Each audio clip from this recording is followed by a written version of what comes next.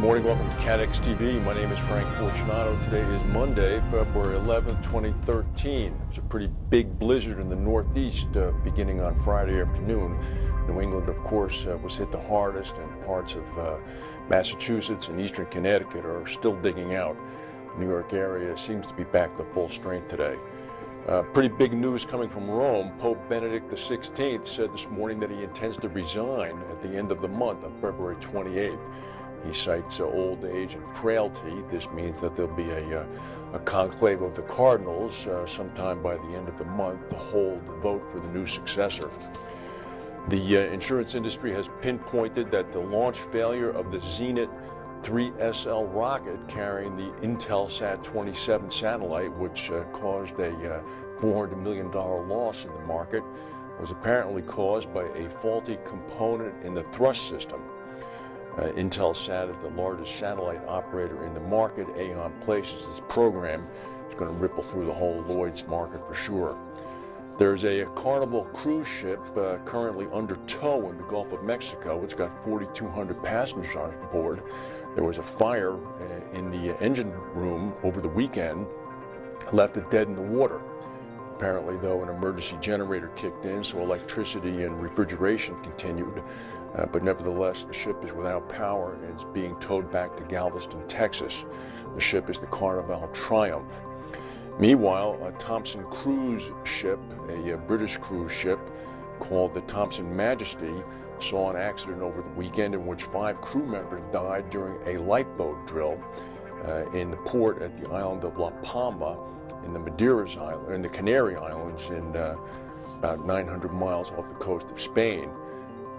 No passengers were injured. Apparently it occurred at port when they were going through the drills. Investigators are trying to determine what caused the accident.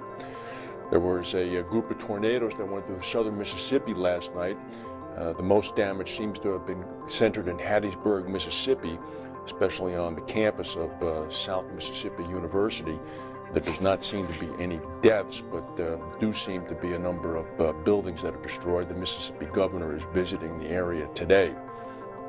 Well, as you know, the Financial Services Authority in Britain is about to be superseded by something called the Prudential Business Unit, which is going to be overseeing insurance and reinsurance.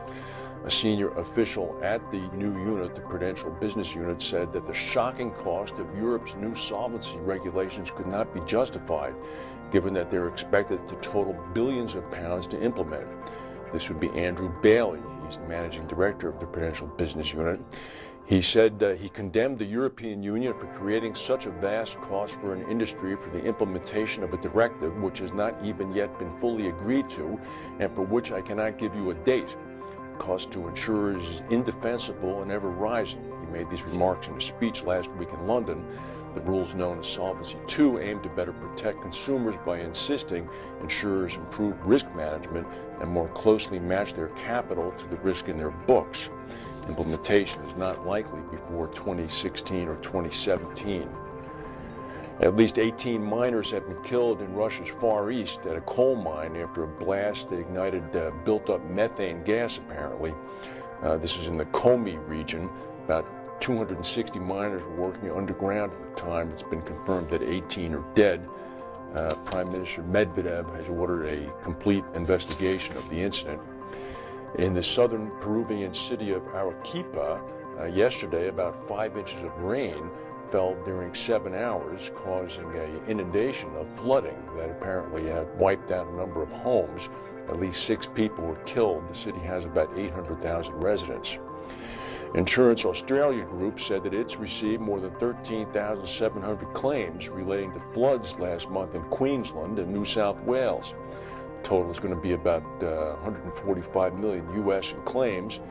And then quick as a wink, the Insurance Council of Australia said that natural disasters in Australia already for the first part of 2013, and it's only February 11th for the first 7 weeks of the year, will cost $670 million in claims.